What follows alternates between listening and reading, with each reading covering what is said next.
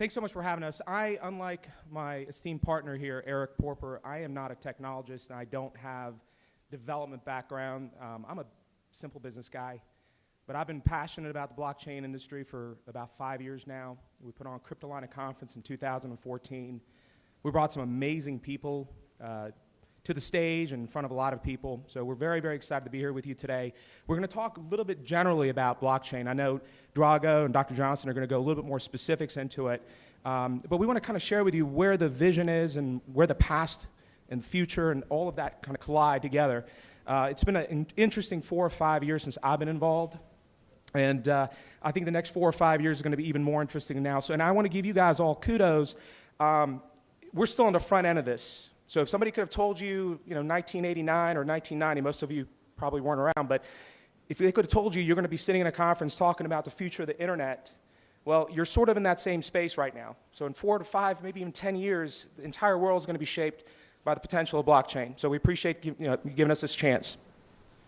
Eric, you want to chime a little bit about the technology side? Sure. So, hello. So the big thing about blockchain technology, as a lot of you know.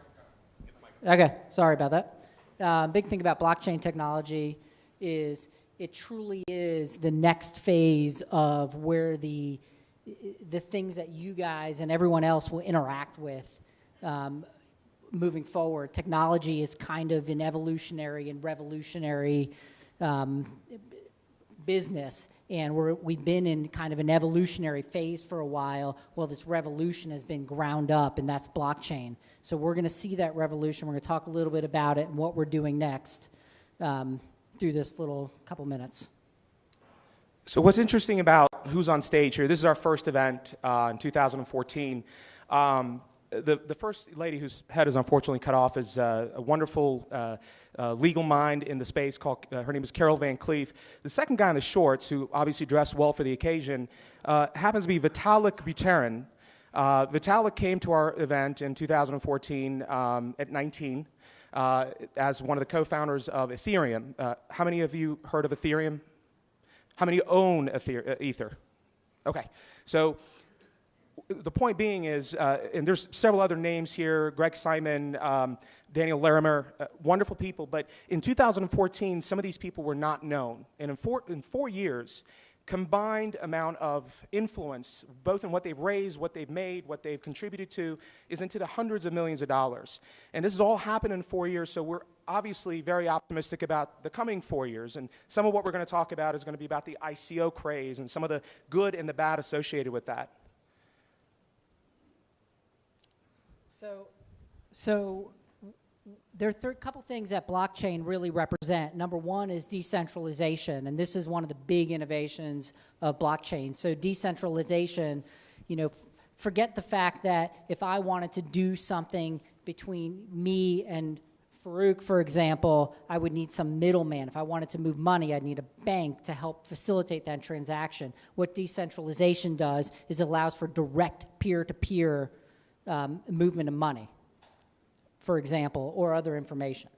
And the way that gets facilitated is through something called a smart contract. Smart contract creates trust between me and Faruk. And the way it does it, it's just a small, basically, in a nutshell, and I think others are going to talk about this in a little more detail, is it's a small application that verifies what we're trying to transact is true. So that's basically what a smart contract is. What that all leads to is this, and it's not only what it all leads to, but one of the concepts around this is this idea of an ICO, which is an initial coin offering.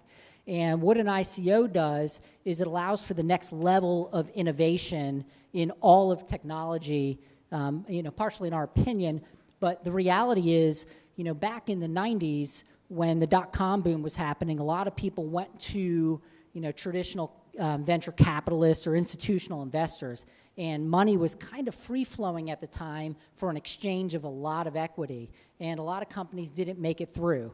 Now, granted, that led to what the 2000s were, a more mature version, but what happened was capital for small startups and innovation became tough to grasp.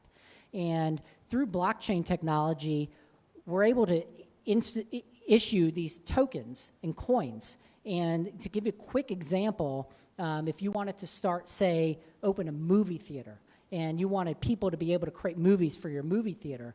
And you're like, well, geez, I need $1 million to open a movie theater and buy, land and build and all that stuff. You could issue a coin and basically say, and this is a very simplistic example, basically say, we're going to accept that coin in order for consumers to see our movie, but you can go ahead and basically buy into that coin early.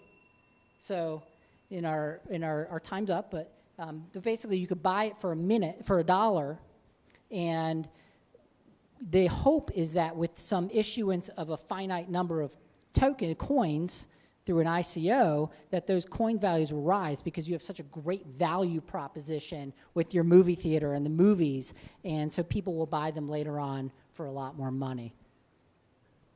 In conclusion, from my end, there's obviously a lot of money going into the space. We're in the midst of our own ICO. It's a whirlwind, but what we're seeing is that just in 2017, there's been over $4 billion invested into the space.